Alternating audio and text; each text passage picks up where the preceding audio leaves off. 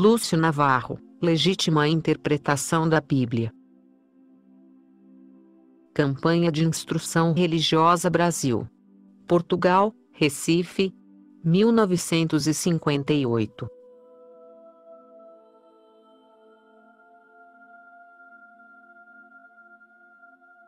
Terceira parte. Jesus, único mediador. Capítulo 15. O culto dos santos. Parágrafo 366. Por que só a Bíblia? Assegurando à sua igreja que as portas do inferno não prevaleceriam contra ela, Jesus estava garantindo que ela jamais seria invadida pelo erro, porque seria de fato uma grande vitória do poder das trevas, se conseguisse transformar a igreja de Deus vivo de mestre infalível da verdade em propagadora do erro, ainda que fosse num só ponto de sua doutrina.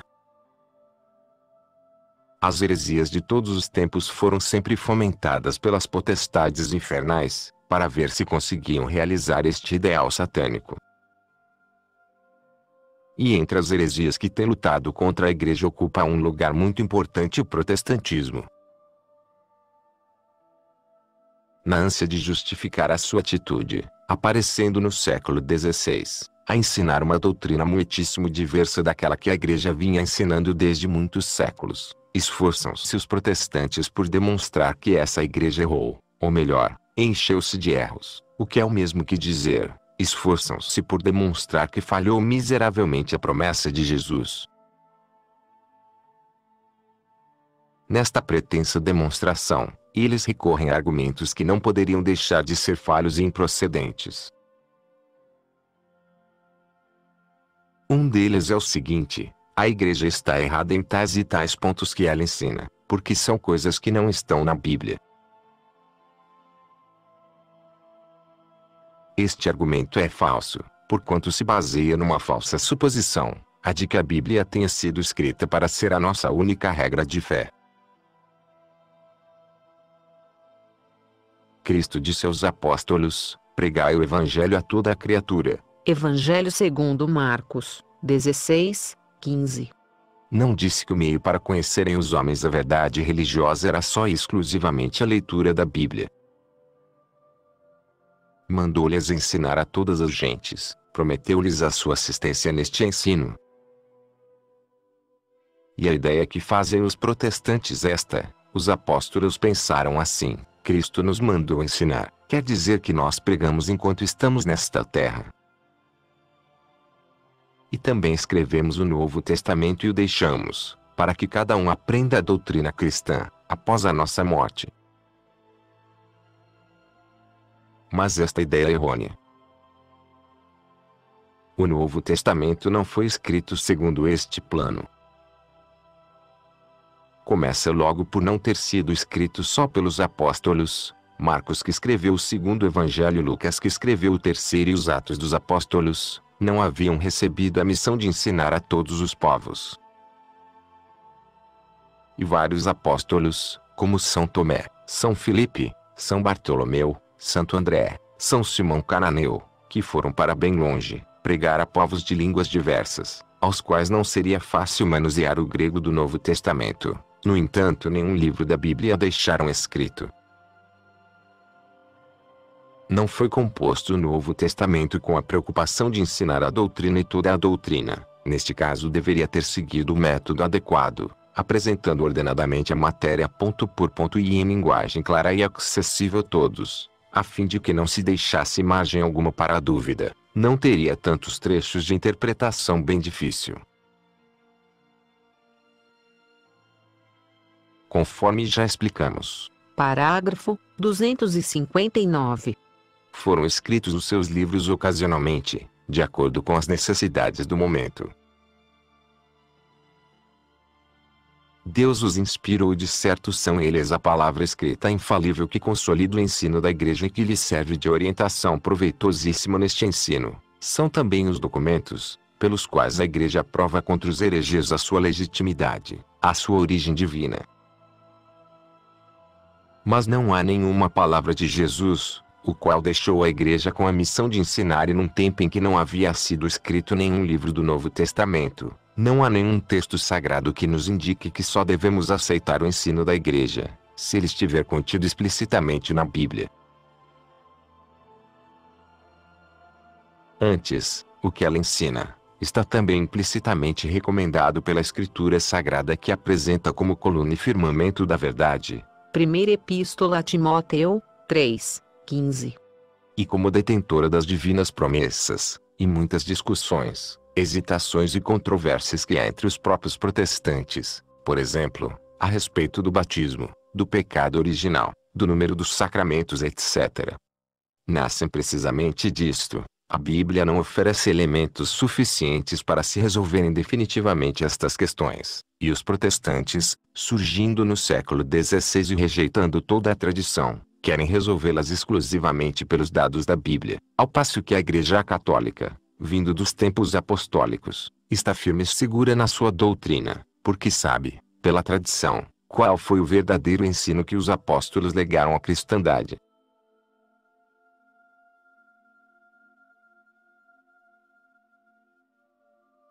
Parágrafo 367.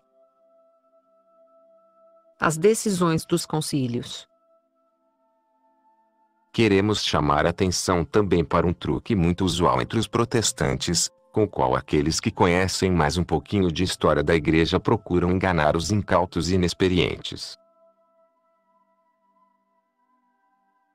Quando vê as suas doutrinas serem negadas pelos hereges ou serem mal interpretadas, ou aparecem questões sobre os verdadeiros termos em que devem ser propostas e defendidas, a Igreja Católica nos seus concílios ecumênicos, isto é, universais, faz as solenes definições para esclarecer, eliminando qualquer dúvida, a fim de que se preserve a unidade da fé.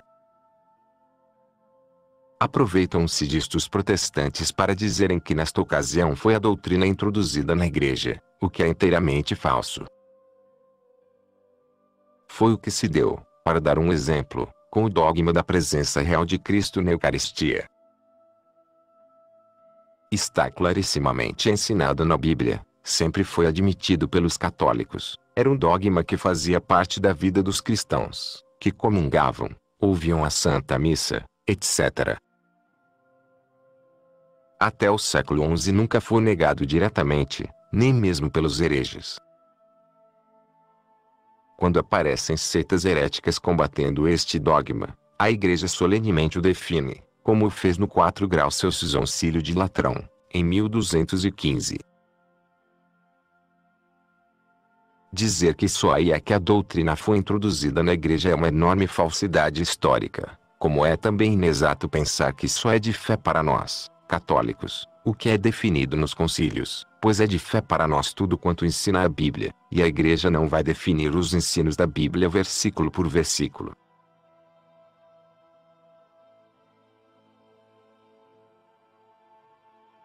Parágrafo 368. Usos e questões disciplinares. Outra observação que temos a fazer é a seguinte: uma coisa é a doutrina, e outras são as questões disciplinares, os usos e costumes e devoções, que podem variar de um século para outro, conservando-se inalterada a parte doutrinária. A Igreja é autônoma, tem o direito de impor leis que não sejam contrárias às leis divinas, tem o direito de governar-se a si mesma. Tudo o que ligares sobre a terra será ligado também nos céus, e tudo o que desatares sobre a terra será desatado também nos céus. Evangelho segundo Mateus, 16:19. Foi dito por Jesus Cristo a Pedro, o chefe da Igreja. E mesmo o poder de ligar e desligar foi também concedido ao colégio apostólico. Evangelho segundo Mateus, 18:18. Estes poderes persistem no sucessor de Pedro naqueles que ocupam o lugar dos apóstolos aqui na terra, como legítimos continuadores de sua missão. A Igreja vai durar até o fim do mundo, em circunstâncias as mais diversas, no meio das mais diversas raças.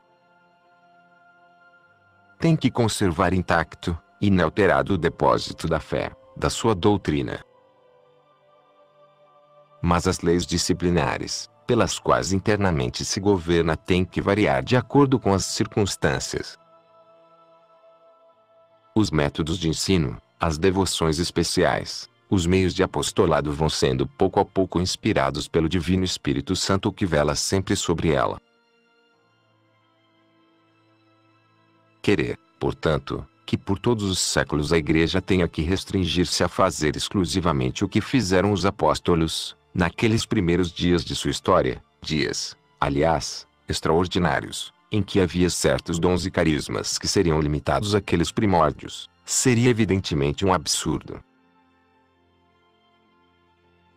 Põe-se então muitos protestantes a demonstrar que a Igreja Católica não é mais a Igreja de Cristo, porque em tal época impôs a obrigação do jejum na Quaresma, ou em tal época os padres começaram a usar vestuário diferente dos seculares, ou começaram a usar tonsura na cabeça, porque em tal época se começou a recitar o rosário, a fazer procissão com o Santíssimo Saciamento, ou a usar campainhas na celebração da missa, ou a acender velas nas igrejas, ou a canonizar os santos, ou usar o latim como língua litúrgica.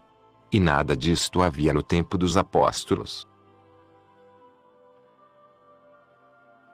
Os pentecostais acham que a Igreja Católica não é a mesma Igreja de Cristo, porque nela os fiéis não recebem mais o Espírito Santo com o dom das línguas, como acontecia algumas vezes nos tempos primitivos. E uma das provas mais evidentes que os protestantes veem de que a Igreja não é mais a Igreja de Cristo é o celibato eclesiástico. Já tivemos oportunidade de falar sobre este assunto. Parágrafo 211. Permitia-se no tempo dos apóstolos que os presbíteros, também chamados bispos, fossem casados, e já explicamos por quê. Nestas circunstâncias, São Paulo recomenda que só seja escolhido para bispo um homem que tenha sido esposo de uma só mulher. Primeira Epístola a Timóteo 3:2. Não servindo para o cargo aqueles que já andaram às voltas com muitas mulheres. E São Paulo, note-se bem, afirma claramente que pratica o celibato e além disto aconselha. Primeira Epístola aos Coríntios 7:7 e 8. Bem como ensina a doutrina das vantagens da continência perfeita sobre o estado de matrimônio. Primeira Epístola aos Coríntios 7:25 a 35. Isto era a doutrina do próprio Jesus, que alude àqueles que sacrificam seus instintos carnais por amor do reino dos céus. Evangelho segundo Mateus 19:12. Pois bem, quando a Igreja resolveu só aceitar para sacerdotes aqueles que espontaneamente queiram fazer o voto de castidade perfeita, deixou por isto de ser a Igreja verdadeira de Jesus Cristo. Agora repare bem o leitor a lógica protestante. Os apóstolos proibiram aos cristãos comer do sangue das carnes sufocadas. Atos dos Apóstolos 15:29.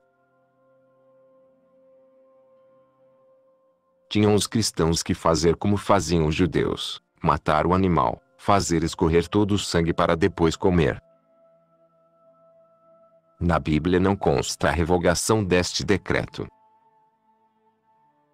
Mais tarde a Igreja, com o seu poder de ligar e desligar, uma vez que não havia mais as razões pelas quais esta proibição tinha sido feita, resolveu revogar tal medida disciplinar imposta pelos apóstolos. E no entanto os protestantes que acham que a Igreja tem que se limitar a fazer exclusivamente o que está na Bíblia, que só admitem aquilo que se vê em letra de forma no livro sagrado, comem a carne dos animais com sangue, comem as carnes sufocadas, sem nenhum remorso, autorizados exclusivamente pela Igreja. E durma-se com o barulho destes.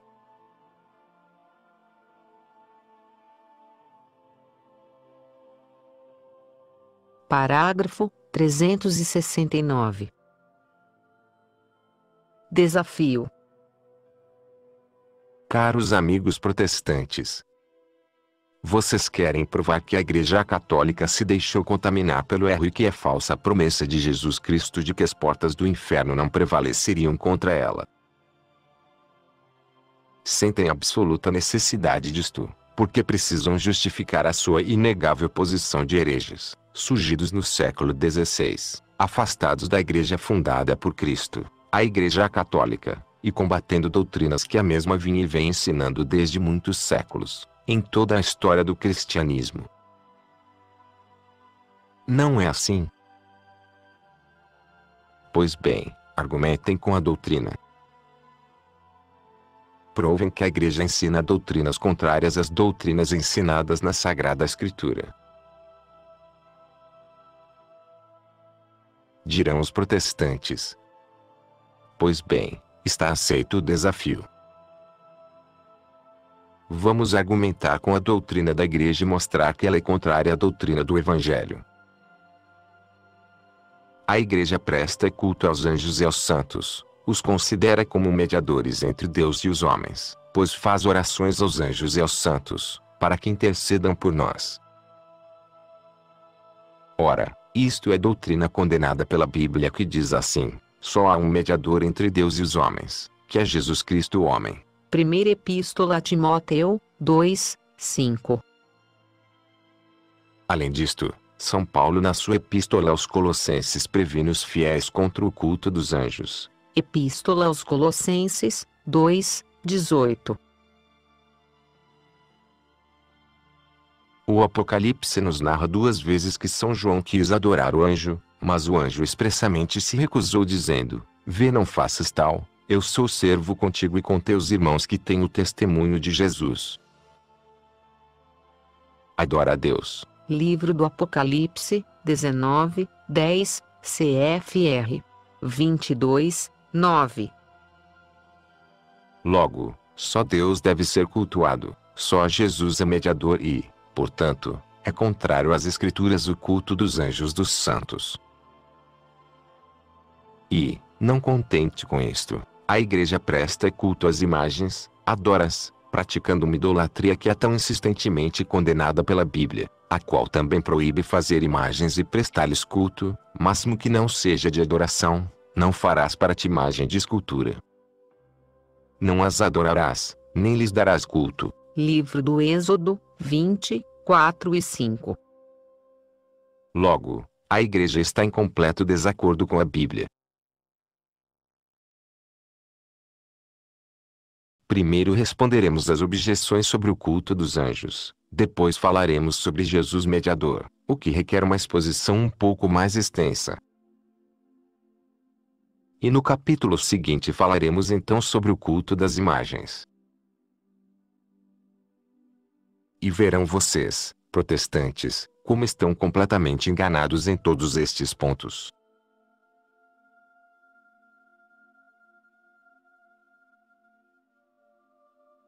Parágrafo 370. Na Epístola aos Colossenses. Na Epístola aos Colossenses, São Paulo está prevenindo os destinatários da sua carta contra certos visionários que ensinam doutrinas errôneas, alegando tê-las aprendido vendo anjos, a quem cultuam. Vejamos o texto: ninguém vos desencaminhe, afetando o parecer humilde dar culto aos anjos que nunca viu no estado de viador, inchado vilmente no sentido da sua carne, e sem estar unido com a cabeça, da qual todo o corpo, fornido e organizadas pelas suas ligaduras e juntas, cresce em aumento de Deus. Epístola aos Colossenses, 2, 18 e 19. O texto grego que usamos, Edição de Nestle. diz assim: ninguém vos seduza, querendo, com a mortificação e o culto dos anjos, perscrutando o que vim, sendo que há certos códices que trazem, perscrutando o que não viu, o que, por mais estranho que pareça, não altera o sentido. Perscrutando o que não viu. Quer dizer que estes homens de fato não receberam visão alguma. Perscrutando o que viu. Quer dizer que estes homens alegam ter visto alguma coisa, quando do fato não viram nada. Trata-se apenas de hereges que sustentam teorias condenáveis e, para justificá-las, alegam que fazem mortificações e com isto conseguem ter visões de anjos, que os favorecem com revelações, quando na realidade não viram coisa alguma. São Paulo mostra que estes estão inchados na sua soberba, na sua presunção e estão separados do corpo místico da igreja, cuja cabeça é Cristo. Concluir destas advertências feitas pelos apóstolos contra certos e determinados hereges, visionários e enganadores, que não nos seja lícito fazer uma súplica aos anjos, é querer identificar duas coisas que nada têm que ver, uma com a outra.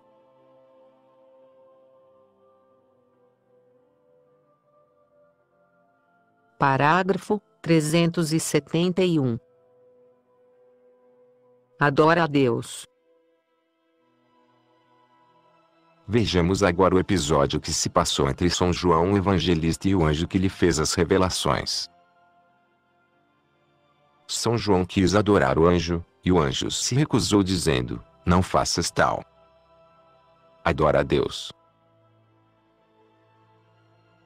Primeiramente, temos que prevenir o leitor de que, como explicaremos mais adiante, Parágrafo 382. a palavra adorar é frequentemente empregada nas Escrituras para significar, não a adoração que se deve exclusivamente a Deus, mas um ato de saudação, em que uma pessoa se prostra em terra para reverenciar a outra, como era costume entre os orientais.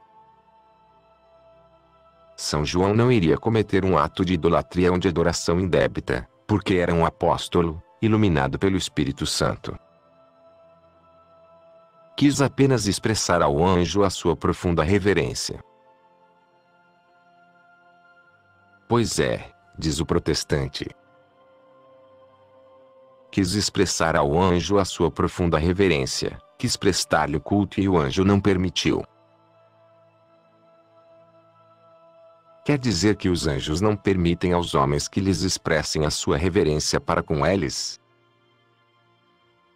Como se explica então que, como narram as mesmas sagradas escrituras, Lote viu dois anjos, fez-lhes a reverência, prostrou-se diante deles e os anjos não fizeram nenhum sinal de protesto? Livro de Gênesis 19, 1 e 2. Josué viu um anjo em figura de homem, prostrou-se diante dele e o anjo não reclamou coisa alguma. Lê-se, com efeito, no livro de Josué, estando Josué no campo da cidade de Jericó, levantou os olhos e viu um homem posto em pé diante dele, que tinha uma espada nua e foi ter com ele e disse-lhe, tu és dos nossos ou dos inimigos? O qual lhe respondeu, não, mas sou o príncipe do exército do Senhor, e agora venho. Josué se lançou com o rosto em terra e adorando-o, disse, que diz meu senhor ao seu servo? Tira, lhe disse ele, o calçado de teus pés, porque o lugar em que estás é santo. E Josué fez como se lhe havia mandado. Jotás 5, 13 a 16. O mesmo aconteceu com Balaão, viu o anjo, prostrou-se diante dele, e fez a saudação que se chamava naquele tempo adoração e o anjo aceitou esta homenagem, não protestou coisa alguma. No mesmo ponto abriu o Senhor os olhos de Balaão, e ele viu o anjo parado no caminho com a espada desembainhada e, prostrado por terra, o adorou. Ao qual disse o anjo, por que castigas tu terceira vez a tua jumenta? Números 22, 31 e 32. O anjo repreende a Balaão por ter castigado em demasia a jumenta, mas não reclama por se ter prostrado diante dele. Há, portanto, uma razão especial, pela qual o anjo que fez as revelações a São João o Evangelista se recusa a receber as suas homenagens. E esta razão, o anjo a declara abertamente. Quer mostrar com isto o apreço em que tem a São João, a quem está tratando de igual para igual, porque São João é também um profeta, pertence a uma classe privilegiada por Deus. Vê, não faças tal. Eu sou servo contigo e com teus irmãos que têm o testemunho de Jesus. Adora a Deus, porque o testemunho de Jesus é o espírito de profecia. Livro do Apocalipse 19, 10. E a prova de que o anjo, recusando aquela homenagem, não está absolutamente censurando a São João Evangelista de querer fazer uma coisa ilícita ou pecaminosa. É que, no fim do Apocalipse, São João nos narra que quis novamente prostrar-se diante dele, e o anjo mais outra vez não quis consentir. Não se trata, portanto, de uma teimosia em fazer o que não era direito. Isto seria inconcebível num apóstolo. Trata-se de uma insistência em prestar ao anjo uma homenagem que ele merece, e insistência outra vez da parte do anjo em declinar desta homenagem.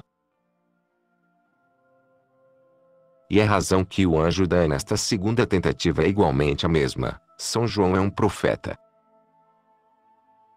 E eu, João, sou o que ouvi e o que vi estas coisas, e depois de as ter ouvido e visto, me lancei aos pés do anjo que mas mostrava, para o adorar, e ele me disse: Vê, não faças tal, porque eu servo sou contigo e com teus irmãos, os profetas, e com aqueles que guardam as palavras da profecia deste livro. Adora a Deus. Livro do Apocalipse, 22, 8 e 9. O anjo está falando com um apóstolo e evangelista, com um profeta, um santo, um homem de Deus, um pregador do evangelho. O discípulo virgem, predileto de Jesus, não quer receber homenagem deste homem, a quem quer tratar como a seu semelhante. Só falta agora a caturrice do protestante alegar, mas Balaão também era profeta. A alegação vem fora de propósito. Primeiro, porque o anjo, assim como recusou a homenagem do apóstolo, bem poderia tê-la aceitado.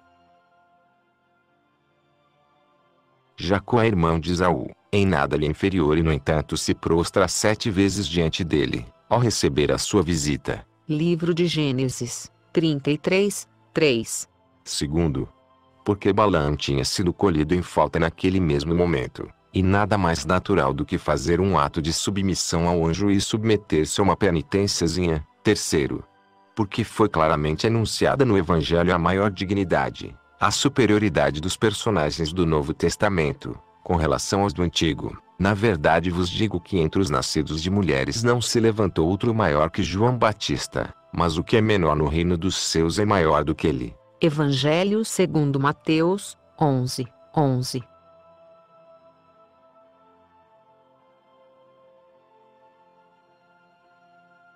Parágrafo 372. Bons e maus trocadilhos. Finalmente chegamos à expressão, único mediador. Os protestantes dizem enfaticamente, é um crime pedir aos santos que sejam mediadores, que intercedam por nós, porque São Paulo nos diz claramente que Jesus é o único mediador entre Deus e os homens. Primeira Epístola a Timóteo, 2, 5. Eis aí um grandíssimo e notabilíssimo sofisma baseado no jogo de palavras. A coisa mais conhecida deste mundo é que muitas e muitas vezes uma palavra pode ter mais de um sentido. Isto acontece com quase todas as palavras. Já tivemos ocasião de mostrar ao leitor que São Paulo, nesta primeira epístola a Timóteo, diz a este seu amigo e companheiro que ele tem por missão salvar a si mesmo e salvar os outros. Fazendo isto, te salvarás tanto a ti mesmo, como aos que te ouvem.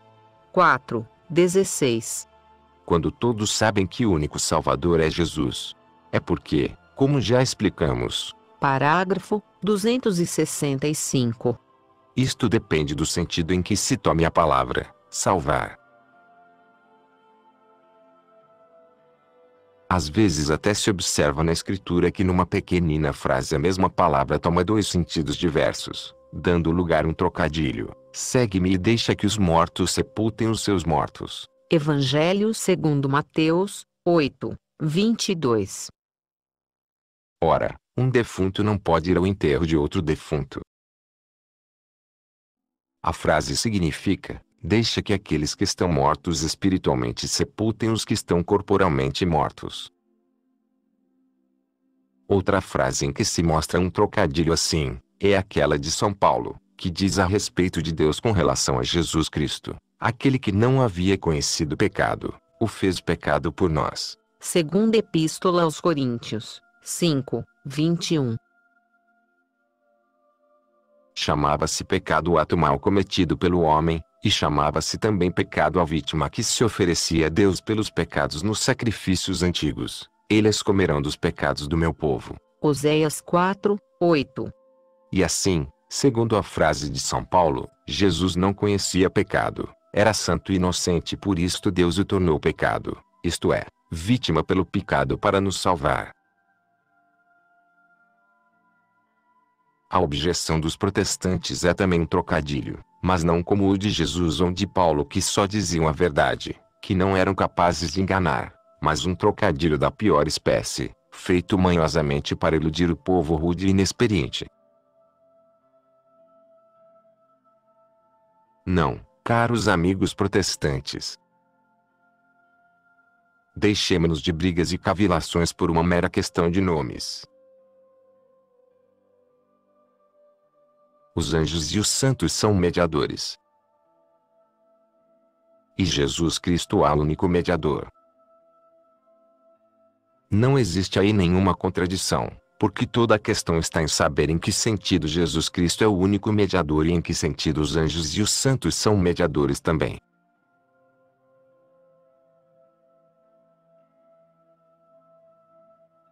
Parágrafo 373.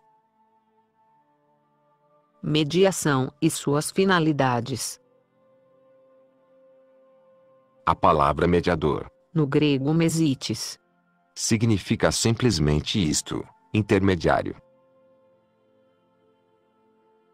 Esta função de intermediário varia de acordo com a finalidade com que é exercida.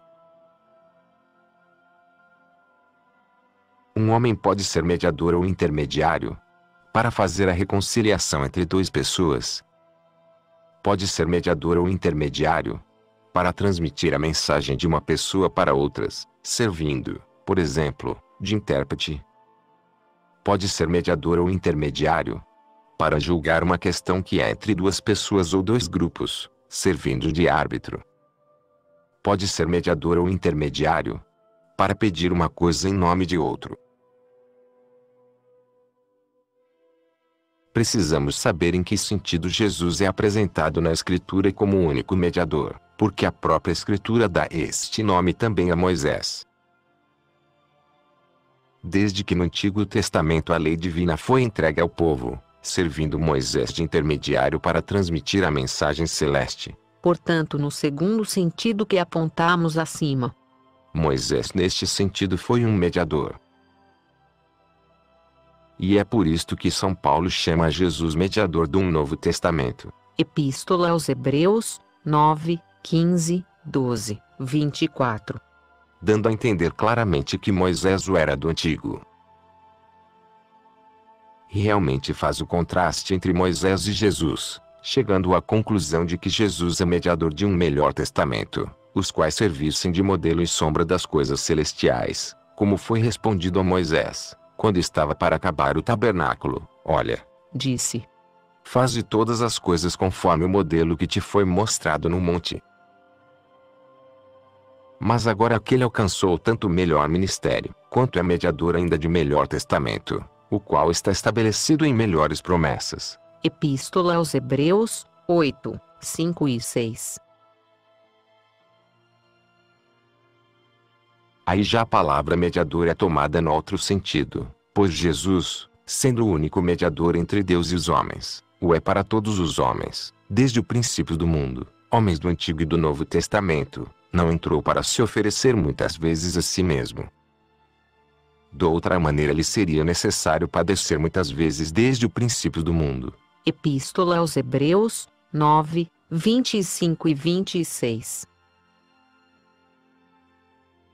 Moisés podia muito bem no seu tempo qualificar-se de mediador entre Deus e os homens, mas mediador em um certo sentido, no de transmitir aos homens as palavras de Deus. Então eu fui o que intervim como mediador entre o Senhor e vós para vos anunciar as suas palavras. Livro de Deuteronômio, 5, 5. Nota: o texto hebraico diz: Eu estava então entre Javé e vós para vos fazer conhecer a sua palavra. Livro de Deuteronômio, 5:5. Mas isto em nada diminui o papel de mediador ou intermediário entre Deus e o seu povo que exercia Moisés, transmitindo daquele para este os divinos mandamentos.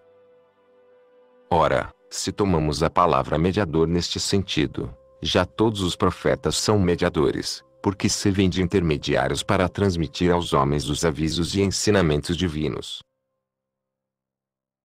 E o próprio São Paulo era também mediador, porque era intermediário entre Deus e os homens. Que é um embaixador senão um intermediário? Nós fazemos o ofício de embaixadores em nome de Cristo, como que Deus vos admoesta por nós outros. Por Cristo vos rogamos que vos reconcilieis com Deus. Segunda Epístola aos Coríntios, 5:20. A questão está, portanto, em saber em que sentido Jesus é o único mediador, o único intermediário entre Deus e os homens. E para isto é indispensável examinar o contexto da célebre frase de São Paulo, porque o forte dos protestantes, nesta matéria de sofismas, consiste em separar as palavras do seu verdadeiro contexto.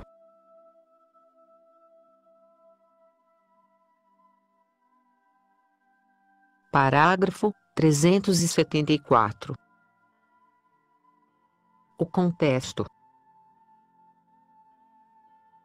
São Paulo começa recomendando a Timóteo que se façam orações por todos os homens. Eu te rogo, pois, antes de tudo, que se façam súplicas, orações, petições, ações de graças por todos os homens, pelos reis e por todos os que estão elevados em dignidade, para que vivamos uma vida sossegada e com acento grave e tranquilo em toda sorte de piedade e de honestidade, porque isto é bom e agradável diante de Deus, nosso Salvador. Primeira Epístola a Timóteo, 2:1-3. Repare bem o leitor, São Paulo quer que os cristãos intercedam a Deus, fazendo súplicas, orações e petições por todos os homens e recomenda de modo especial que se reze por aqueles que governam. Aconselhando que se reze por todos os homens e apresentando isto como agradável aos olhos de Deus, São Paulo dá o motivo. Isto é bom e agradável diante de Deus nosso Salvador, que quer que todos os homens se salvem e que cheguem a ter o conhecimento da verdade. Primeira Epístola a Timóteo, 2:3-4. Digamos, entre parênteses, que à primeira vista parece haver aí um contrassenso. Devemos rezar por todos, porque Deus quer que todos se salvem. Mas se Deus quer que todos se salvem, Ele que pode tudo e que tem todas as graças nas suas mãos, que necessidade há de que rezemos? Não há nenhum contrassenso, desde que se considerem os desígnios sapientíssimos de Deus. Deus dá a todos a graça suficiente para a salvação. Se o homem rejeita esta graça, está necessitando de graças maiores e mais abundantes. Estas graças, Deus não está obrigado a conceder, mas quis, na sua imensa sabedoria e benevolência, subordiná-las aos nossos pedidos e orações. Rezemos, e graças maiores e mais abundantes cairão do céu, tanto para nós, como também para os outros. E será maior o número dos que se salvam. Continuando a ilustrar a sua tese de que devemos rezar por todos os homens, São Paulo acrescenta uma nova razão, porque só há um Deus e só há um mediador entre Deus e os homens, que é Jesus Cristo o homem, que se deu a si mesmo para a redenção de todos. Primeira Epístola a Timóteo, 2:5-6. Eis aí porque havemos de rezar por todos, somos todos irmãos, uma vez que há um só Deus. Deus é o Pai de todos, somos todos irmãos, porque fomos todos remidos pelo sangue de Jesus Cristo. Jesus não morreu só pelos cristãos ou só pelos eleitos, como têm ensinado muitos protestantes, mas morreu por todos. Se muitos não se salvam, a culpa é deles, pois a morte de Cristo alcançou a graça suficiente para dar a salvação a todos, mesmo aqueles que, sem culpa sua, nunca ouviram falar no Divino Salvador.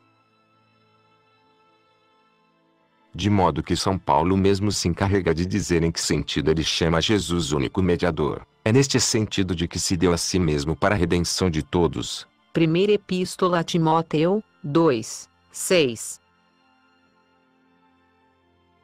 Ora, isso é claramente o que ensina a Igreja Católica. Jesus é o único Salvador, porque só Filho podia oferecer a Deus uma reparação suficiente pelos nossos pecados e assim se pôs como um mediador, como um intermediário entre Deus e os homens, a fim de operar a nossa reconciliação com Deus. Para efetuar esta reconciliação, era preciso que ele fosse homem e ao mesmo tempo Deus, pois como diz Santo Anselmo, os homens eram mortais e pecadores e Deus, com quem haviam de reconciliar-se para serem salvos, era imortal e sem pecado.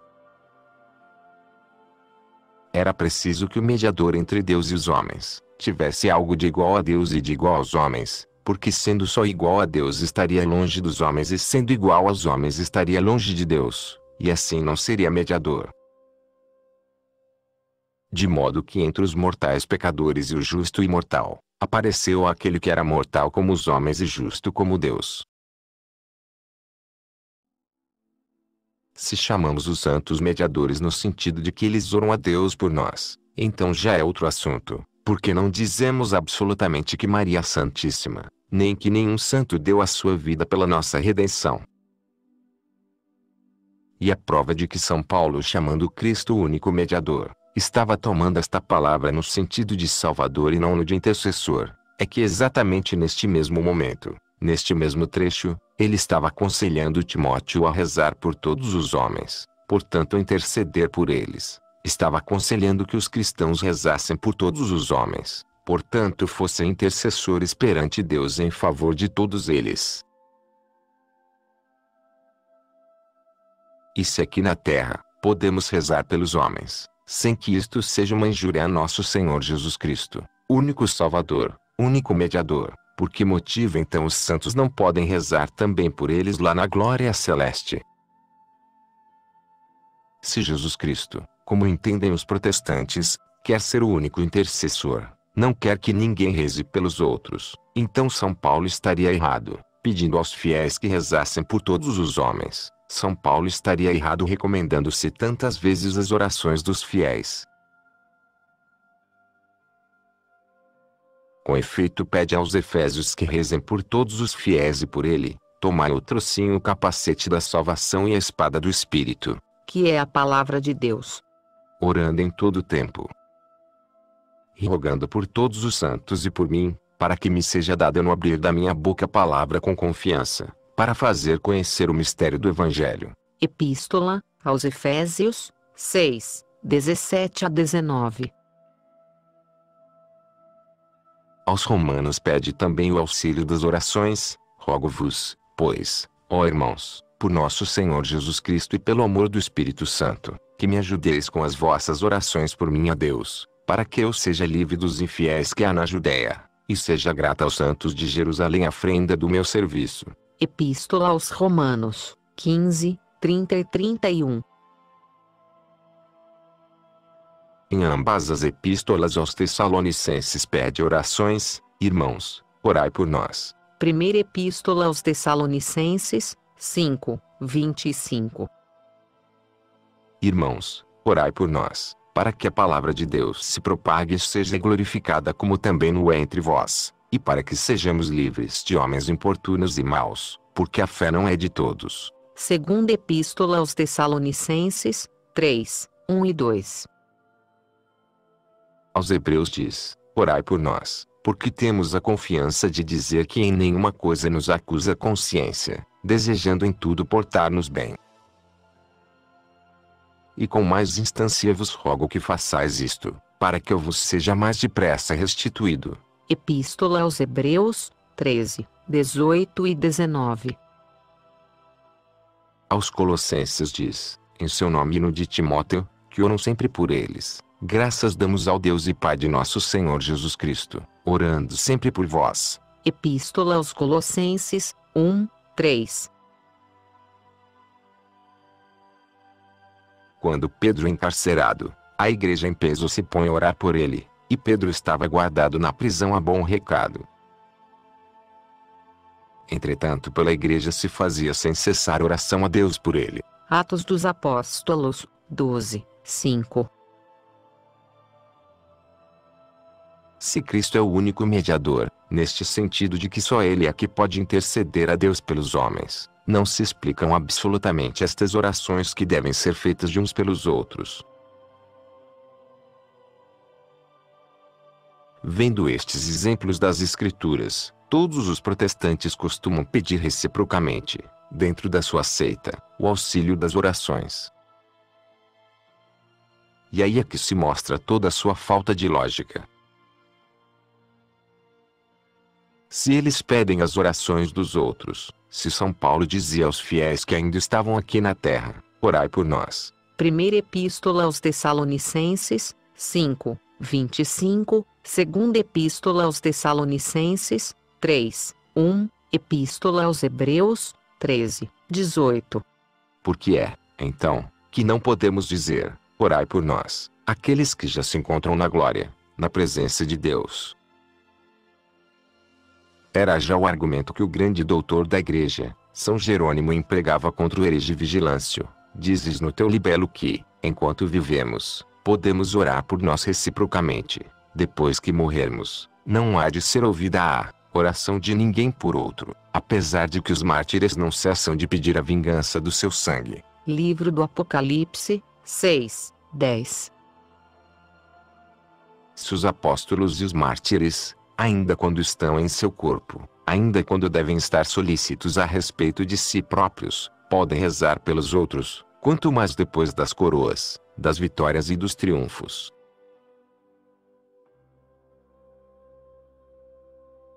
Depois que começaram a estar com Cristo, valerão menos. Será que Paulo apóstolo não poderá nem tugir e mugir em favor daqueles que em todo o mundo creram no evangelho que ele pregou? Tu vigilando dormes e dormindo escreves. Contra a vigilância, parágrafo 6.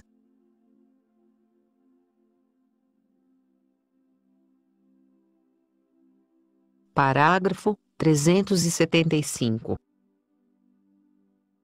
A ciência dos santos na visão beatífica. Diante deste argumento, os protestantes respondem: depois de mortos é diferente, eles não podem saber o que se passa na terra. Quer dizer então que a coisa mudou completamente de figura. Os santos não podem rezar por nós, e isto já não é pelo fato de ser Cristo o único mediador, é pelo fato de não podermos ter comunicação com eles. A ligação está interrompida. Mas esta afirmação é por sua vez completamente gratuita, e quem vai responder aos protestantes é outro protestante, o célebre escritor holandês Grotius. Quando Calvino e Vossius alegam que não podem admitir o culto dos santos, porque estes não podem ter conhecimento das nossas preces, Grotius discorda inteiramente deles, dizendo: os profetas, enquanto estavam na terra, tiveram conhecimento daquilo que se passava em lugares onde eles não estavam presentes.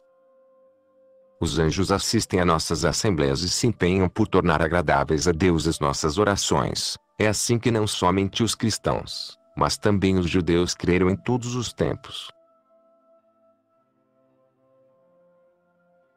Depois destes exemplos, um leitor sem preconceito deve crer que é mais razoável admitir nos mártires um conhecimento das preces que nós lhes dirigimos, do que negá-lo.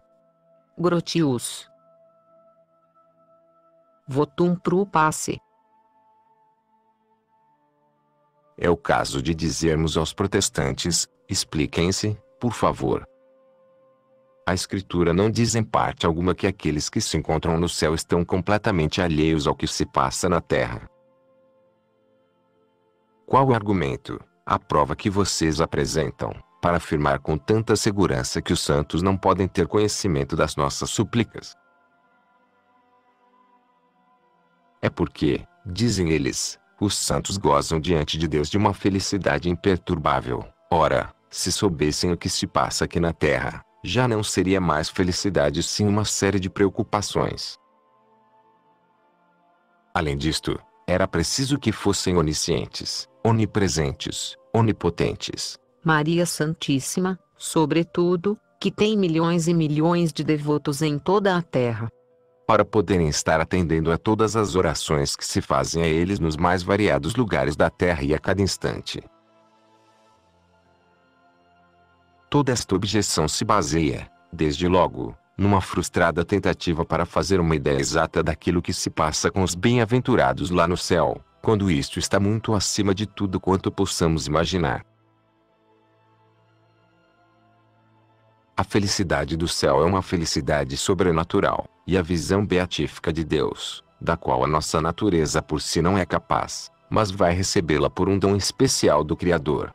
É inútil fazer cálculos tirando conclusões daquilo que se passa aqui na Terra, dentro do nosso conhecimento natural. Uma pessoa aqui na Terra não pode ter conhecimento de tudo o que se passa no mundo, mas suponhamos que o tivesse. Não se seguiria daí que fosse onisciente, nem onipresente nem onipotente, porque o próprio mundo é por sua natureza limitado, e este limitado conhecimento não seria coisa alguma em comparação com a ciência infinita que só existe em Deus. Ninguém pode tornar-se igual a Deus, mas uma criatura pode tornar-se mais ou menos semelhante a Ele, participar mais ou menos das suas perfeições de ciência, santidade, felicidade, etc. E aí existe uma graduação infinita. Desde que no céu esta penetração nas grandezas de Deus tem graus, porque nem todos têm os mesmos merecimentos e na casa de meu Pai há muitas moradas. Evangelho segundo João, 14, 2. Não há nenhum absurdo em dizer-se que Maria Santíssima, mesmo continuando criatura e permanecendo limitada, tem maior semelhança com Deus. Recebeu no céu maiores perfeições do que qualquer outra criatura humana.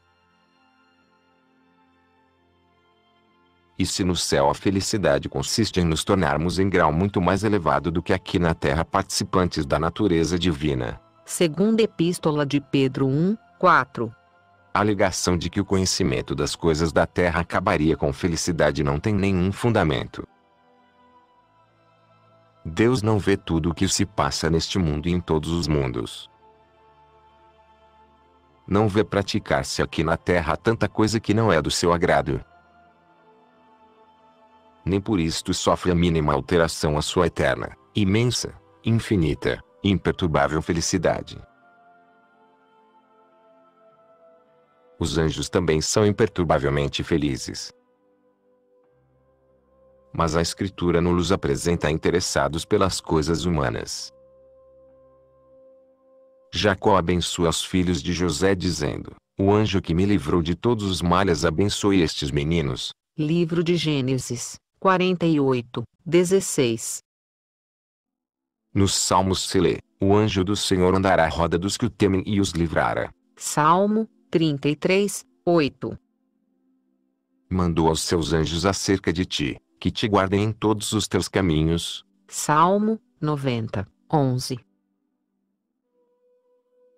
No livro de Zacarias se mostra a súplica do anjo pelo povo hebreu, e respondeu o anjo do Senhor e disse: Senhor dos exércitos, até quando diferirás tu compadecer-te de Jerusalém e das cidades de Judá, contra as quais tiraste? Este é já o ano 70º.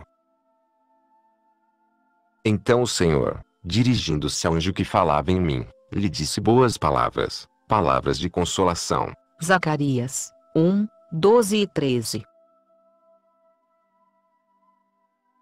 No Novo Testamento, Jesus diz claramente que as criancinhas têm os seus anjos. Vede, não deprezeis algum destes pequeninos, porque eu vos declaro que os seus anjos nos céus incessantemente estão vendo a face de meu Pai que está nos céus. Evangelho segundo Mateus, 18, 10. E São Paulo, falando a Timóteo, invoca a presença dos anjos. Eu te conjuro diante de Deus e de Jesus Cristo e dos seus anjos escolhidos que guardes estas coisas sem preocupação. Primeira Epístola a Timóteo, 5, 21. Está mais do que provado que os anjos sabem o que se passa na terra. Eles veem a Deus e em Deus veem todas as coisas e não é isto que os impede de serem felizes. Assim também os santos. Por isto disse com razão o protestante Leibniz, como os espíritos bem-aventurados estão presentes a nossas vicissitudes muito mais agora do que quando viviam na terra. E sua caridade e desejo de nos socorrer são muito mais vivos, como, enfim, as suas preces são muito mais eficazes da agora por diante, como vemos por outro lado tudo que Deus concedia às intercessões dos santos vivos, bem como a utilidade de ajuntar as nossas preces às de nossos irmãos. Não vejo por que motivo se haveria de considerar um crime o invocar uma alma bem-aventurada ou um santo anjo.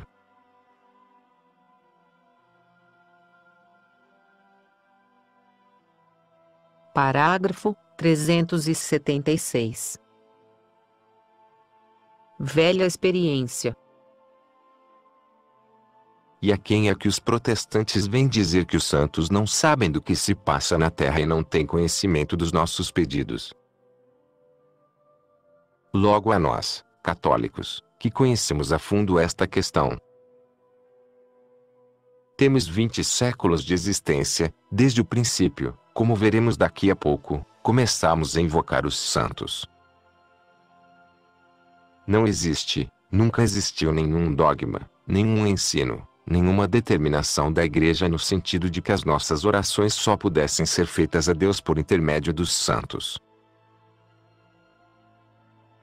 O próprio Concílio de Trento, que teve que definir contra os protestantes a legitimidade da invocação dos santos, apresenta-a, não como necessária ou imprescindível, mas como boa e útil. É bom e útil invocá-los humildemente, para pedirmos benefícios a Deus por meio de seu Filho Jesus Cristo Senhor nosso, que é o nosso único Redentor e Salvador, bem como recorrer às suas orações, auxílio e proteção.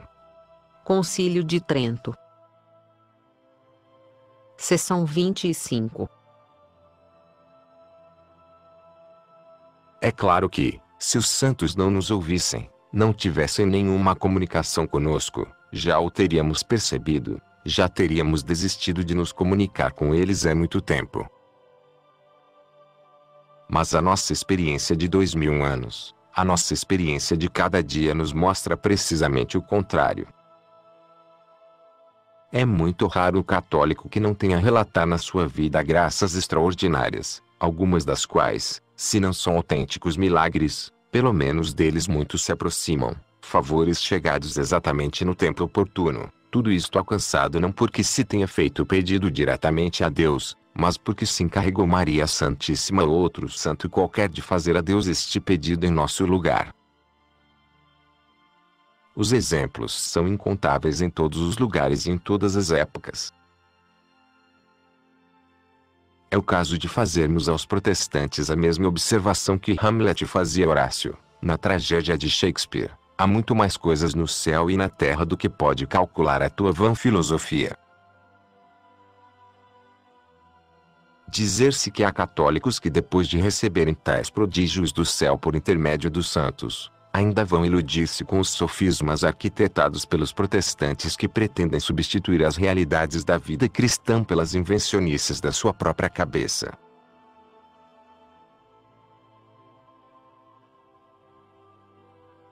Parágrafo 377.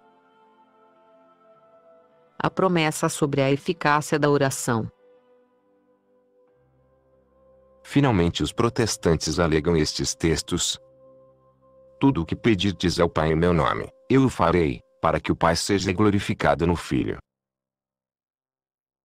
Se me pedirdes alguma coisa em meu nome, essa vos farei. Evangelho segundo João, 14, 3 e 14. Se vós permanecerdes em mim, e as minhas palavras permanecerem em vós, pedireis tudo o que quiserdes e ser-vos-á feito. Evangelho segundo João, 15, 7. Pedro estava guardado na prisão a bom recado. Entretanto, pela igreja se fazia sem cessar oração a Deus por ele. Atos dos Apóstolos, 12, 5. Tudo quanto nós lhe pedirmos, receberemos dele, porque guardamos os seus mandamentos e fazemos o que é do seu agrado. Primeira Epístola de João, 3, 22. Daí concluem. Primeiro, logo, toda oração deve ser feita em nome de Jesus e não em nome dos santos, portanto estão errados os católicos. Segundo, toda oração deve ser feita diretamente a Deus ou a Jesus, porque é tudo quanto basta para ser, com toda certeza, atendida. Vejamos a primeira parte. Que quer dizer a oração feita em nome de Jesus? Quer dizer apresentando a Deus os merecimentos infinitos de Jesus Cristo. Quando pedimos aos santos que por sua vez peçam a Deus por nós, é claro que eles sabem, melhor do que nós, que a sua súplica deve ser feita em nome de Jesus, isto é, baseada nos merecimentos do Redentor, que se tornou na cruz a fonte de onde dimanam todas as graças. A súplica em nome de Jesus tanto pode ser feita por nós como por eles. Dizer que nós, católicos, oramos a Deus em nome dos santos e não em nome de Jesus, como se dissessem que rezamos a Deus alegando os merecimentos dos santos, com exclusão dos merecimentos de Jesus, é criar um fantasma para combatê-lo, porque nós não fazemos isto. Vejamos a segunda parte. Toda oração deve ser feita diretamente a Deus ou a Jesus, porque é quanto basta para ser infalivelmente atendida. Antes de tudo, queremos observar que aquelas duas primeiras citações, tudo o que pedirdes ao Pai em meu nome, eu o farei. João 14, 13. Pedireis tudo o que quiserdes e ser-vos-á feito. João 15, 7. São palavras de Jesus ditas aos seus apóstolos, na intimidade com eles, pois fazem parte de uma longa palestra que com seus apóstolos teve Jesus após a última ceia, depois da saída de Judas, e que se estende desde João 13, 31 até o fim do capítulo 17 do mesmo Evangelho. E no versículo anterior à primeira citação, Jesus tinha anunciado os grandes prodígios que haviam de realizar os apóstolos, prodígios de uma certa maneira maiores do que os feitos pelo próprio Jesus. É verdade que nenhum deles faria um milagre que se pudesse comparar com o da ressurreição, mas já a propagação do Evangelho pelos apóstolos se faria de maneira mais prodigiosa do que foi feita em vida de Cristo, não porque o Divino Mestre tivesse menos poder ou menos habilidade, mas porque ele iria para o Pai de lá e enviaria o Espírito Santo, que seria encarregado mais especialmente da propagação da Igreja. Como Cristo foi encarregado de sofrer e morrer por nós e alcançar-nos a redenção, Cristo iria para o Pai de lá e auxiliaria os seus discípulos. Em verdade vos digo que aquele que crê em mim, esse fará também as obras que eu faço e fará outras ainda maiores, porque eu vou para o Pai. Evangelho segundo João, 14, 12. Mas vamos mesmo aceitar as palavras de Cristo. Tudo o que pedirdes ao Pai em meu nome, eu o farei. Evangelho segundo João, 14, 13. Como sendo ditas igualmente a todos os fiéis, porque em outra ocasião Cristo nos fez promessas, embora não tão enfaticamente, de que as nossas orações seriam atendidas. Pedi e dar-se-vos-á, buscai e achareis, batei e abrir-se-vos-á, porque todo o que pede recebe e o que busca acha e a quem bate abrir-se-á. Pois, se vós outros, sendo maus, sabeis dar boas dádivas a vossos filhos, quando mais vosso Pai, que está nos céus, dará bens aos que lhes pedirem. Evangelho segundo Mateus, 7, 7, 8, 11. Ora, acontece, conforme já explicamos parágrafo 82, que numas partes da Bíblia estão as promessas e em outras partes estão as condições para que a promessa tenha o ser feito. A oração, para ser atendida, precisa revestir-se de umas tantas condições: humildade, confiança, perseverança, etc. Há orações bem feitas e orações mal feitas. O católico, quando pede a Maria Santíssima ou a algum santo que reze em seu lugar, e pede-o não porque só possa ser assim, ele poderia também pedir diretamente a Deus. pede-o com este humilde pensamento de que Maria Santíssima ou os santos sabem orar muito melhor do que ele. Deus não vai ficar ofendido com este gesto de humildade. Nem Maria Santíssima e os santos se vão aborrecer ou ficar incomodados, uma vez que estão no seio de Deus e sabem assim, da melhor maneira, praticar a caridade para conosco. Além disto, a própria frase da primeira epístola de São João acima citada na objeção protestante, tudo quanto lhe pedirmos, receberemos dele, porque guardamos os seus mandamentos e fazemos o que é do seu agrado. Primeira epístola de João, 3, 22. Nos mostra muito bem a importância da santidade, do cumprimento exato da vontade divina, para melhor se obterem as graças de Deus. Jesus podia dizer de si mesmo, referindo-se ao seu eterno Pai, eu sempre faço o que é do seu agrado. Evangelho segundo João, 8, 29. São João Evangelista, que escreveu aquela frase, ainda podia dizer o mesmo, mas já não no mesmo grau como Jesus. E nós, pecadores, podemos dizê-lo com a mesma exatidão e segurança. Não fazemos tantas coisas, grandes e pequenas, que não são do agrado do Pai Celeste. É justo, portanto, que peçamos aos santos que estão no céu, os quais absolutamente não fazem mais coisa alguma que possa cair no desagrado divino, que também nos ajudem, fazendo a Deus os nossos pedidos, como se fossem para eles. Prometendo atender às nossas orações, Deus não prometeu fazer milagres e prodígios a torto e a direito para todo aquele que os pedisse. Seria transtornar completamente as leis da natureza, e a natureza tem que seguir o seu curso. É verdade que seria erro pensar, como o cego de nascença, que Deus não ouve a pecadores. Evangelho segundo João, 9, 31. Mas seria outro erro pensar que Deus em todos os casos ouve exatamente da mesma forma, coroa com os mesmos prodígios a oração do justo e a do pecador. Se os milagres e favores extraordinários não se dão, a toda hora, Deus os reserva quase sempre para os seus servos fiéis. A Escritura está cheia de exemplos disto. Deus diz a Abimeleque, entrega, pois, já desde agora esta mulher a seu marido, porque ele é profeta e rogará por ti tu viverás, se, porém, tu lhe não quiseres restituir, sabe que morrerás de morte, tu e tudo que é teu. Livro de Gênesis, 20, 7.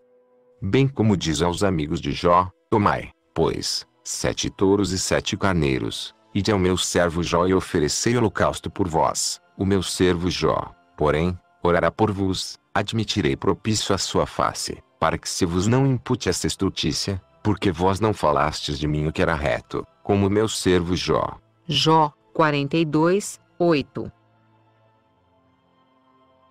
Deus resolve exterminar o povo hebreu por causa da sua rebeldia. Números 14, 12.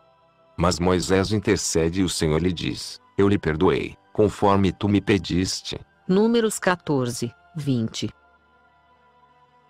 É claro que Deus podia favorecer Abimeleque, aos amigos de Jó, ao povo de Israel, sem que Abraão, nem Jó, nem Moisés o pedissem, mas quis ser invocado pelos seus eleitos primeiro, para depois conceder a graça. É por isto que os filhos de Israel pedem a Samuel que rogue por eles, não cesses de clamar por nós ao Senhor nosso Deus, para que nos salve da mão dos filisteus. 1 Reis, 7, 8. Nem se venha dizer que se trata aí apenas de exemplos do Antigo Testamento e que no Novo a coisa é muito diversa, que não há diferença de eficácia na oração do justo e na do pecador, pois é exatamente no Novo Testamento que São Tiago nos vem dizer que pode muito a oração do justo e o ilustra com o exemplo de Mias. A oração do justo, sendo fervorosa, pode muito. Elias era um homem semelhante a nós outros, sujeito a padecer, E fez oração para que não chovesse sobre a terra, e por 3 anos e 6 meses não choveu. E orou de novo, e o céu deu chuva e a terra deu seu fruto. Tiago 5, 16 a 18. É muito natural, portanto, que nós, católicos, que não nos temos na conta de justos, mas sim de pecadores, peçamos aos justos que estão no céu, na mansão de Deus, que orem a Deus por nós em nosso lugar, porque a oração deles é muito mais valiosa do que a nossa. E se nisto fazemos injúria a Deus, que prometeu de modo geral atender a nossas orações, então fazia injúria também o apóstolo São Paulo, ao pedir aos outros que rezassem por ele, quando, na hipótese protestante, ele sozinho pedindo era o suficiente para alcançar de Deus todas as graças e na exata proporção em que as quisesse, e por conseguinte, dentro da mesma mentalidade protestante, não tinha nada que andar pedindo aos outros um reforço para as suas próprias orações.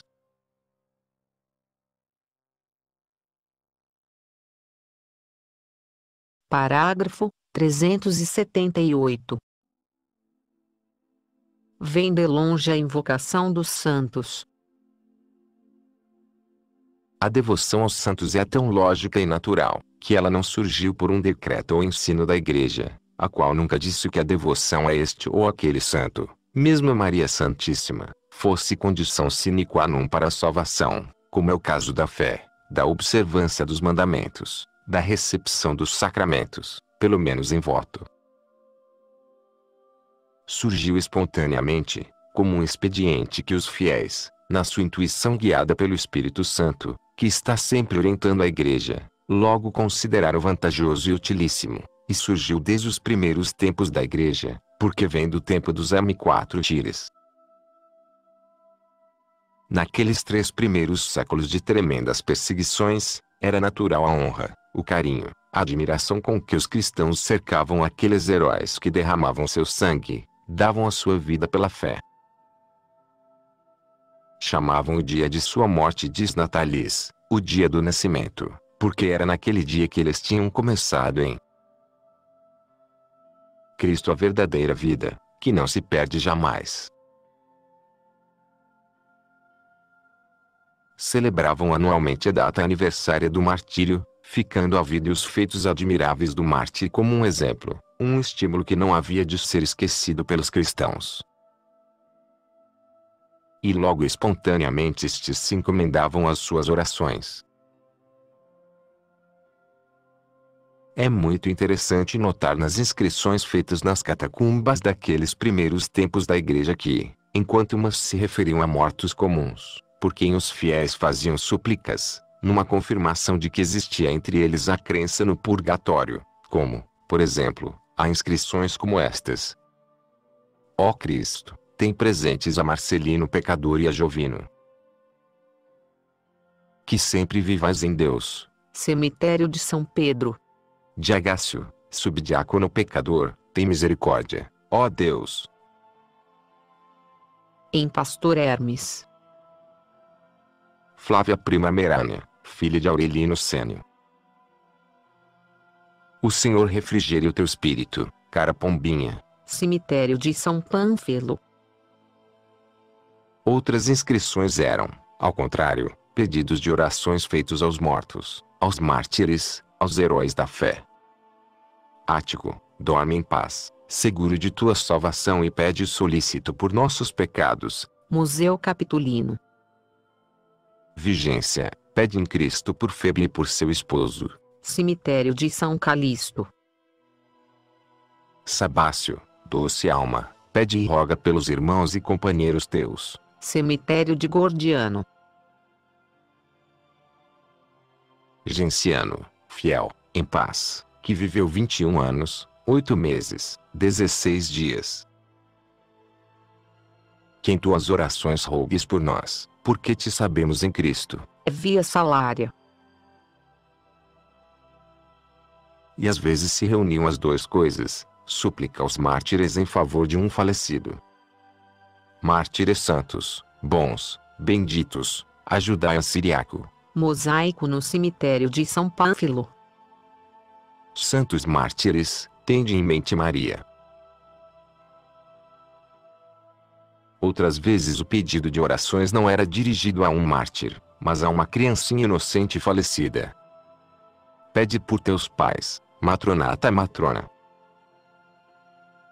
Ela viveu 2 anos, 52 dias. Museu de Latrão. Lucernil, antes de tempo vieste em paz. Tem presentes a nós, teus pais. Cemitério de Viale Margarita. Anatólium fez ao filho benemerente o que viveu 7 anos, 7 meses e 20 dias. Teu espírito descanse bem em Deus. Pede por tua mãe. Cemitério de Priscila. As mais autênticas relações dos martírios nos mostram no século III, os fiéis, já no momento do suplício, rogando ao mártir que não os esqueça, quando estiver no reino da glória. Sante Potamiana, em Alexandria, promete ao soldado Basílides interceder em seu favor, quando estiver junto de Deus. Em Tiro, Santa Teodósia suplica aos mártires que se lembrem dela, quando tiverem recebido a recompensa. Em Tarragona, o bispo mártir Santo Frutuoso é cercado de toda a comunidade cristã e quando um cristão, na hora do suplício, se aproxima dele para pedir que não o esqueça, o santo diz em voz alta, de modo que todos ouçam: eu devo ter em mente toda a Igreja Católica espalhada do Oriente ao Ocidente. Transcorrido o tempo das perseguições, se passou naturalmente a cultuar a memória daqueles que, embora não tivessem mais ocasião de mostrar o heroísmo do martírio, contudo praticaram o heroísmo da santidade e da virtude, num martírio por vezes mais lento e prolongado, se bem que menos vistoso. Não é nosso propósito aqui fazer um histórico deste assunto do culto dos santos, mas o que dissemos já é bastante para que se veja que ele provém dos primeiros tempos da Igreja, sendo constante a sua prática, o seu uso desde os primeiros séculos até os dias de hoje.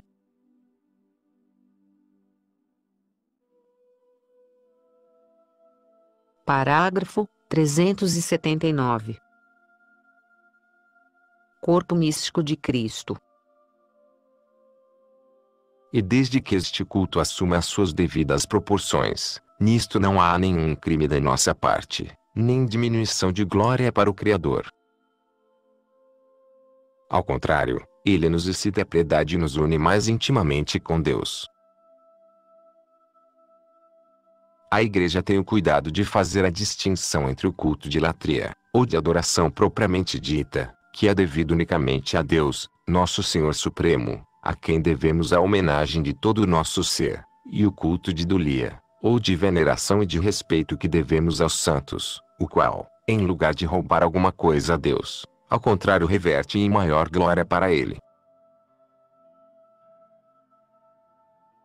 Somos, todos, membros de um só corpo, cuja cabeça é Cristo, vós outros, pois, sois corpo de Cristo e membros uns dos outros. Primeira Epístola aos Coríntios, 12, 27. Cristo é a cabeça do corpo da Igreja. Epístola aos Colossenses, 1, 18. Todo ato de virtude sobrenatural que o homem pratica é sob um certo aspecto, ato de Cristo, porque nada se pode fazer sem a graça de Deus, a qual nos foi merecida por Cristo na cruz e é, portanto, graça de Cristo, e por outro lado o ato do homem, porque para haver virtude, é preciso que haja livre cooperação e esforço da criatura humana. Membros de um só corpo, cuja cabeça é Cristo, corre de um certo modo nos que estão em graça santificante, a mesma seiva, o mesmo sangue, a mesma graça que havia em Cristo, e assim todo santo pode dizer, como dizia o apóstolo São Paulo, para mim o viver é Cristo. Filipenses 1, 21. Não sou eu, Judite, o que vivo, mas Cristo é que vive em mim. Epístola aos Gálatas, 2, 20. Rogo-vos, pois, que sejais meus imitadores, como também eu sou de Cristo. Primeira Epístola aos Coríntios, 4, 16. Além disto, se Cristo é a cabeça da igreja, porque o cristão em estado de graça está em íntima união com ele, não se podem excluir deste número aqueles que estão gozando da visão beatífica no céu. Estes são os que mais intimamente do que nós aqui na terra, estão unidos a Cristo e para sempre. Estes fazem parte da igreja de Cristo ainda melhor do que nós, porque são a própria igreja que já atingiu a sua meta final, a sua glorificação. Ora, se a Bíblia nos diz que Cristo é a cabeça e nós somos os membros, aí se salienta muito bem a solidariedade que há entre nós e Cristo, qual se sente perseguido, se nós o somos. Saulo, Saulo, por que me persegues? Atos 9, 4. Se sente objeto de carinho, quando o recebemos. Quantas vezes vós fizestes isto a um destes irmãos mais pequeninos, a mim é que o fizestes? Mateus 25, 40. Logo, Cristo se sente honrado e venerado, quando são honrados e venerados os seus santos. Nem se venha dizer que não podemos honrar e venerar os santos, pois se podemos honrar e venerar as pessoas aqui na terra, se a própria Bíblia nos diz que devemos honrar pai e mãe. Evangelho segundo Mateus, 15, 4. E que a glória, a honra e a paz seja dada a todo dor do bem. Epístola aos Romanos, 2, 10. Por que motivo então não podemos honrar e venerar os santos, que por Deus mesmo já estão sendo honrados e glorificados nos céus? Cristo não pode de maneira alguma sentir-se ofendido, quando relembramos a vida dos santos e a propomos para a nossa imitação. Imitar a Paulo, imitar aos santos, é imitar a Cristo. E aí então o exemplo do Divino Mestre aparece sob um novo aspecto, ainda mais interessante. Muitos costumam dizer, sim, Cristo sofreu pacientemente, e foi tão bom. Mas ele era Deus e eu sou um pecador de carne e osso, não posso fazer tudo aquilo que ele fez. Apresentando os santos que foram uma cópia, quanto possível, fiel, das virtudes de Cristo, que cooperando com a graça de Cristo, puderam dar a esta graça a oportunidade de realizar neles verdadeiros prodígios de virtude, nós provamos não só que se deve imitar a Cristo, mas que também um pecador de carne e osso pode fazê-lo. Sob este aspecto a cópia se mostra de certo modo mais convincente do que o original, porque o original poderia parecer-nos inatingível. Pedimos aos santos que por sua vez peçam a Deus por nós.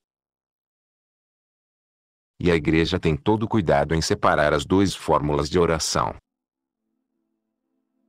A Deus, a Santíssima Trindade, a Jesus Cristo dizemos: tende piedade de nós. A Maria Santíssima, aos anjos e aos santos, dizemos simplesmente: orai por nós. Se Cristo não se sente ofendido, como reconhecem os próprios protestantes, quando pedimos aqui na terra uns as orações dos outros, não se sentirá também ofendido, se por um ato de humildade, convictos de que não sabemos orar com a perfeição como convém, pedirmos aos santos que orem em nosso lugar e supliquem a Deus por nós. Amamos aos santos, sim, e quem nos proíbe amá-los? Não temos obrigação de amar aqui na terra o próximo como a nós mesmos? Evangelho segundo Mateus, 19, 19. Os pais amam muito aos seus filhos, e os bons filhos, a seus pais. Os noivos e esposos sinceros se amam muito, reciprocamente. Há, entre os verdadeiros amigos, fortes e doces laços de afeição e de estima. Isto em si não impede nem prejudica o amor de Deus, que deve estar acima de todos os amores. Por que motivo então não podemos amar os santos? Será um amor ilícito e pecaminoso. Entre os santos, amamos de maneira especial a Maria Santíssima. E se nos perguntarem o motivo, a resposta de todos os católicos do mundo inteiro é uma só: é porque é a mãe de Jesus e para ser a mãe de Jesus tinha que ser espiritualmente a mais bela das criaturas. Por que motivo, então, os protestantes imaginam um Jesus tão mesquinho de caráter, tão ciumento, tão ignorante, que vai ficar ofendido, porque amamos muito a Maria Santíssima e amamos precisamente porque foi a sua mãe? Os protestantes agem com tanta lógica como aqueles que julgassem que o melhor expediente para agradar ao rei fosse não se prestar nenhuma homenagem, não dar a mínima atenção, antes olhar com uma certa antipatia e desprezo aquela que é nada mais nada menos que a própria mãe do soberano. Quando Jesus veio ao mundo, de onde é que a humanidade o recebeu, senão dos braços da Santíssima Virgem? São inseparáveis. Portanto, a glória da mãe e a do filho, a primeira é uma consequência inevitável da segunda. Por isto, o próprio Lutero reconhecia que a Bíblia não precisava gastar muitas palavras para exaltar a grandeza de Maria. Para isto bastava simplesmente dizer, como disse, que Maria era a mãe de Jesus. Evangelho segundo João, 2, 1, Atos dos Apóstolos, 1, 14. Nota, disse Lutero, falando a respeito da dignidade da Mãe de Deus, por isso lhe foram outorgados bens tão grandes e preclaros, que excedem o maior alcance, pois daí lhe advém toda a honra e beatitude de tal sorte que, em todo o gênero humano, é a única pessoa superior a todas, que não tem outra igual, porque com o Pai Celestial tem o mesmo Filho comum. Pelo que, em uma só palavra se encerra toda a sua honra, ser mãe de Deus, não podendo ninguém a seu respeito dizer mais, ainda que tivesse tantas línguas quantas flores e ervas tem a terra, quantas estrelas tem no céu e quantos grãos de areia tem o mar. Tão natural, tão espontânea é esta homenagem prestada à mãe de tão grande filho, que a Bíblia, em vez de condená-la, a profetiza como prestada por todas as gerações. Assim profetizou Maria, na sua visita a Santa Isabel: eis de hoje em diante me chamarão bem-aventurada todas as gerações. Evangelho segundo Lucas, 1, 48. Quem é que tem prestado a Maria esta homenagem de todas as gerações, senão a Igreja Católica? Por certo que não são os protestantes, primeiro, porque são do século XVI, não representam todas as gerações; segundo, porque podem de hoje em diante mudar de atitude, mas até agora a sua grande maioria não tem feito outra coisa, neste sentido, senão protestar veementemente contra o carinho e a veneração com que cercamos a excelsa Mãe de Deus. E como é que os protestantes usam apontar a devoção a Maria, como uma das provas de que a Igreja se afastou da Bíblia, se com ela a Igreja está cumprindo uma das profecias consignadas no livro sagrado? A devoção aos santos significa simplesmente que a mesma convivência que temos com as pessoas daqui da terra, a quem amamos, honramos, pedimos orações e enaltecemos, a mesma convivência queremos ter com Maria Santíssima e os santos, que são membros da nossa Igreja e membros ainda mais poderosos e mais elevados do que aqueles que nos cercam, porque estão mais perfeitamente identificados com Cristo lá no céu. Há algum crime nisto? Não nos diz São Paulo que a nossa conversação está nos céus? Filipenses 3, 20. De modo que os protestantes estão completamente enganados. Querem provar que falhou a promessa de Cristo, quando disse: Tu és Pedro e sobre esta pedra edificarei a minha igreja, e as portas do inferno não prevalecerão contra ela. Evangelho segundo Mateus, 16, 18. Querem provar que a igreja não é a coluna e firmamento da verdade. Primeira Epístola a Timóteo, 3, 15. Alegam para isto que a igreja mergulhou no erro, e para demonstrá-lo apresentam a nossa devoção a Maria Santíssima e aos santos. Procuram iludir os incautos com uma interpretação das palavras único mediador, interpretação esta que já demonstramos ser completamente errônea. E se põem a balbuciar alguns argumentos infantis e extrabíblicos, para dizer que os santos não têm nenhum conhecimento do que se passa neste mundo. Mas os fatos contra os quais não há argumentos, mostram precisamente o contrário.